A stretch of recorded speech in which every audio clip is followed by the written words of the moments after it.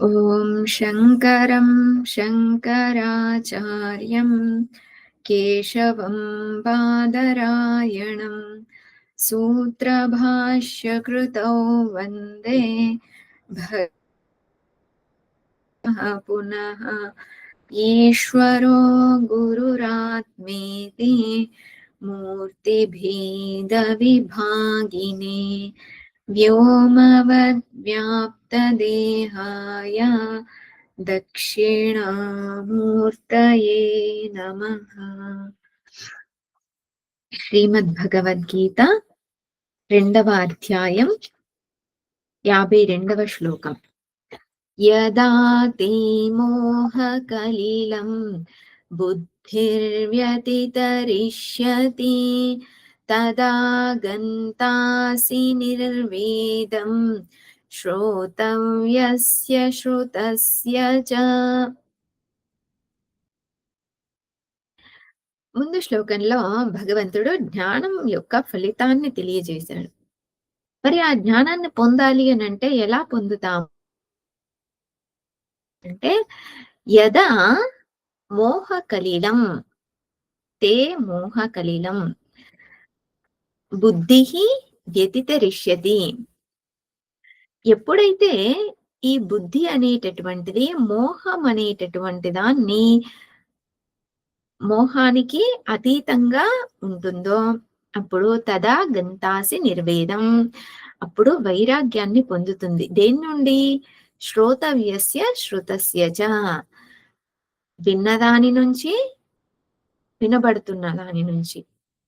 గతంలో ఏదైతే విన్నామో దాని గురించి. వినడము అని అంటే కేవలం వినడం అనే కాదు, చూడడము కానీ, దేనికైనా ఆకర్షించబడటం కానీ, ఏదైనా కోరుకోవడం కానీ, ఇవన్నీ కూడాను. వీటన్నింటి నుంచి కూడా వైరాగ్యాన్ని పొందుతాము. ఎప్పుడు? బుద్ధి అనేటటువంటిది మోహం అనేటటువంటి కాలుష్యానికి అతీతంగా వెళ్ళినప్పుడు. మరి మోహం అంటే ఏంటి అంటే అవివేకం. వివేకం అనేటువంటిది లేకపోవడమే మోహం. ఉదాహరణ తీసుకుందాం. తాడు ఉంది, తాడి యందు నేను పూర్తిగా వెలుతురు లేదు, పూర్తిగా చీకటిగా లేదు, కొద్దిగా వెలుతురు కొద్దిగా చీకటిగా ఉంది, కనబడినట్లుగా ఉంది. అక్కడ తాడు యందు నేను పామును చూశాను. ఇదేంటి? మోహం. అక్కడ ఉన్నది ఒకటైతే నేను ఇంకొక దాన్ని చూశాను. ఏం కావాలి? లైట్ కావాలి. లైట్ తీసుకొచ్చాము అనంటే నేనక్కడ పాము లేదు అని అర్థం చేసుకుంటాను.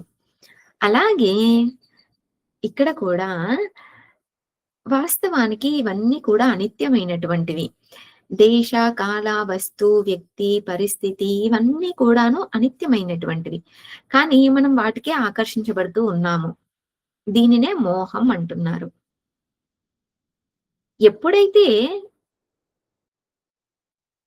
ఆత్మ, అనాత్మ లేదా నిత్య, అనిత్య వివేకం చేస్తామో, నిత్యమైనటువంటిది ఏది? అనిత్యమైనటువంటిది ఏది?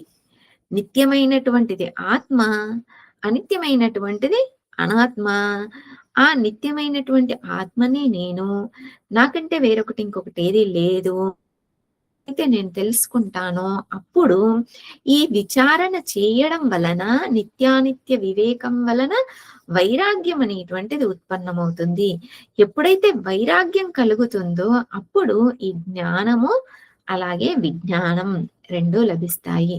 జ్ఞానం, విజ్ఞానం అంటే ఏంటి? జ్ఞానం అంటే పరోక్ష జ్ఞానం, విజ్ఞానం అంటే అపరోక్ష జ్ఞానం.